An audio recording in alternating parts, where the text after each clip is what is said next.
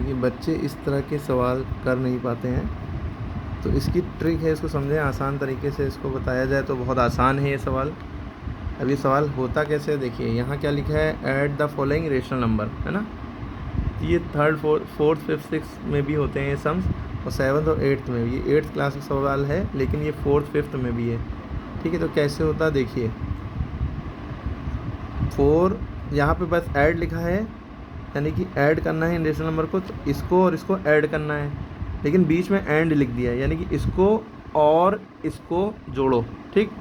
तो ऐड करना है ना, ऐड लिखा है, तो यहाँ पे एंड को हटा के प्लस का निशान लगा देंगे। क्या कर देंगे, एंड को हटा के प्लस का निशान लगा देंगे। जैसे अगर यही सवाल ऐसा होता, जैसे लिखा होता 4 and 2, बस इतना लिखा होता, तो हम क्या करते, 4 + 2, तो ये क्या हो जाता, 4 और 2 6। लेकिन वहाँ क्या कर दिया है, 4/9 and 2/9, यानी कि सवाल ऐसा कर दिया है 4/9 and 2/9। तो हमें पता है भाई, हमने यहाँ क्या किया था, एंड की जगह पे प्लस, क्योंकि क्वेश्चन में ऐड लिखा है, ऐड मीन्स जोड़ना। तो 4/9 हम तो ऐसे ही उतार देंगे, एंड की जगह पे प्लस लगा देंगे, और 2/9, ठीक। अब आप लोगों ने देखिए ये वाला सवाल कैसे किया था, वैसे ही ये वाला सवाल होगा, एकदम वैसे ही होगा। इसमें फ़र्क क्या है, यहाँ पे अपॉन में डिनोमिनेटर में कुछ नहीं है, लेकिन यहाँ पे अपॉन में डिनोमिनेटर में 9 यहाँ भी है और 9 यहाँ भी है, यानी कि दोनों जगह सेम नंबर है, दोनों जगह सेम नंबर है, दोनों जगह सेम नंबर है, एक ही नंबर है, लाइक फ्रैक्शन है। जब ऐसी सिचुएशन होती है तो सवाल उतना ही ज़्यादा आसान हो जाता है जितना कि ये वाला सवाल था, ठीक। हम क्या करेंगे, एक ये लाइन है छोटी सी, एक ये लाइन है, बीच में प्लस लगाया, तो प्लस माने जोड़ना, तो यानी इस लाइन को जोड़ दो, तो ये लाइन और ये लाइन जुड़ के बड़ी लाइन बन गई, बड़ी लाइन बन गई थोड़ी सी, है ना। और नीचे 2 बार 9 लिखा है, ठीक है। तो हम 9 को जोड़ते नहीं है, देखिए यह ध्यान रखिएगा, जब बीच में प्लस लगा हो तो हम नीचे वाले नंबरों को कभी नहीं जोड़ते हैं, कभी भी नहीं जोड़ते हैं, बल्कि इनका एलसीएम लेते हैं। लेकिन एलसीएम जब लेते हैं जब ये दोनों नंबर डिफरेंट हो, अलग अलग हो, अनलाइक फ्रैक्शन हो, ठीक। यहाँ पे डिनोमिनेटर तो सेम है, ना इनको जोड़ेंगे ना इनका एलसीएम लेंगे, बस इन दोनों को एक बार लिख लेंगे, कॉमन समझ लो, या इन दोनों को एक बार लिख लिया, कॉमन भी नहीं, बस एक बार लिख लिया। एक्चुअल में इनका एलसीएम लेंगे तो ही ये 9 आएगा ना, 9,9 दो नंबर हैं। तो इन जब डिनोमिनेटर में जब यहाँ पे प्लस लिखा हो या माइनस लिखा हो, दोनों ही तरह के सवाल में यही करते हैं कि जो डिनोमिनेटर है यानी नीचे वाला नंबर है फ्रैक्शन के, उन दोनों के एलसीएम लेते हैं कॉमा लगा के, 9 1 9, 9 1 9, ठीक है, 1 भी बना गया, तो हमारे एलसीएम क्या आ गया, 9। समझ में आई। तो जो भी नंबर लिखा होगा वही नंबर लिख देंगे नीचे। क्लियर है बात। अब यहाँ तक हम आ गए।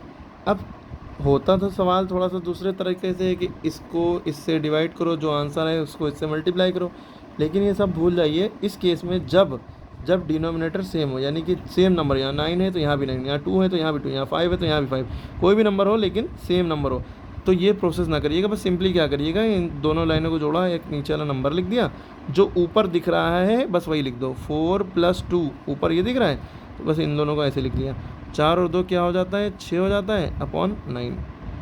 अभी सवाल ख़त्म नहीं हुआ है, क्योंकि ये रेड्यूस्ड फॉर्म में नहीं है। इसको रेड्यूस्ड फॉर्म या सिंप्लीफाइड फॉर्म में करने के लिए हम क्या करते हैं कि ये दोनों नंबर किसी एक टेबल में आना चाहिए। वो कौन सा ऐसा टेबल है जिसके टेबल में ये दोनों नंबर आते हो, तो उससे हम कट कर देंगे इसको। तो 2 के टेबल में 6 आता है, लेकिन 2 के टेबल में 9 नहीं आता है, तो हम क्या पढ़ेंगे आगे, 3 के टेबल में। 3 के टेबल में 6 भी आता है, 3 के टेबल में 9 भी आता है। अच्छा, 3 के टेबल में 6 कितनी बार में आता है, मुझसे बोल सकते हैं, तो 2 बार में, 3 2s are 6, और 3 ही के टेबल में 9 कितनी बार में आता है, 3 बार में, तो 3 3s are 9, तो हमारा आंसर बचा 2/3। अब ये कोई ऐसा टेबल नहीं है जिसके टेबल में ये दोनों नंबर होते हैं सिवाय 1 के, तो 1 से काटने से क्या फ़ायदा, वही नंबर आ जाएगा, 1 2 2 1 3 3। तो समझ में आई बात।